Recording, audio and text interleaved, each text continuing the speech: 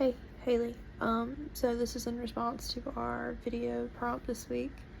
So what three SDGs do I think are most relevant for improving the sustainability of Auckland? For this one, I said it was responsible consumption and production, sustainable cities and communities, and affordable and clean energy. So I chose those. I'm sure they would all be useful because honestly, Auckland can take whatever help it can get. Those are just the three that I chose that I think are the most important for right now because, like, for food, they're not really struggling with that. They're not struggling with, sanitation and clean water and stuff like that. So I chose those. As far as actions or strategies that would be required to improve on the ones that I selected, this is where it gets a bit iffy. I'm changing screens because I typed out my notes that I wanted to talk about. So for like clean energy, obviously we need to invest in clean energy products. So like invest in solar, wind, and other renewable energy sources, because that would help reduce the dependence on fossil fuels, which is huge for a city that's booming the way that they are and the way that they're growing. So yeah, I would say they could aim for net zero emissions by 2055 if they were able to implement these things. I think that would be a huge thing for them. As far as them getting to the sustainable cities and communities, I kind of talked about this in my first video, public transportation expansion. This would just enhance their public transport system, which would allow better connectivity and affordability. We're reducing pollution because if we have a bunch of trains that run off of like power grids, we're not necessarily emitting the same fossil fuels that hundreds and hundreds and hundreds of backed up cars in the city are going to get off.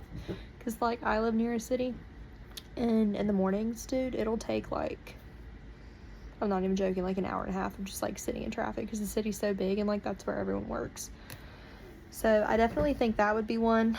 And then as far as responsible consumption and production, I would say circular economy initiatives. So encouraging recycling and the reuse of materials and the reduce of waste production is a huge one. Fostering a circular economy. So just like very simple things in terms of, if they could do compost, stuff like that, just anything to reduce the amount of stuff we have laying in that landfill that they're going to run out of space for. So really all of these come down to the same thing in terms of how do we assess / measure and monitor the impact of the actions and strategies. I think that would be really easy to do. In terms of measuring them, I think we're just going to have to lean with data because data is going to be the most important thing with this.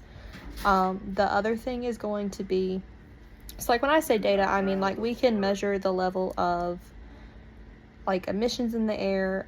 We can measure how many people are choosing to take the public transportation, things like that. And then obviously there's going to be a clear cause and effect between the two that we see. And as far as, incentives in terms of like actually getting the city to take these options, because sometimes people do just need a nudge because we're comfortable. We're creatures of habit. We don't want to change if we don't have to. I would say provide incentives for, residential and commercial buildings to upgrade to insulation and energy efficient appliances. Like even things like if they could partner with local businesses, like, hey, if you do this, you get a discount on X, Y, and Z. Just like make it worth their while in order to switch, unless you're just going to flat out be like, hey, everyone has to do this. Just for the betterment of our city, which I also don't think is a bad idea, but with democracy and everything, I understand that too. But yeah, that's really where I would go with that. Provide incentives, try to partner with local businesses, and then just as far as like measuring, I mean, you're just gonna have to measure it with data. There's gonna be a clear cause and effect. So track the things that you regenerate, the things that you push out, and then measure the energy levels before and after. So I hope all that made sense. If anyone has any questions, per usual, just give me a comment, or even message me if it is bugging you that much. So I look forward to seeing what everyone else has to say.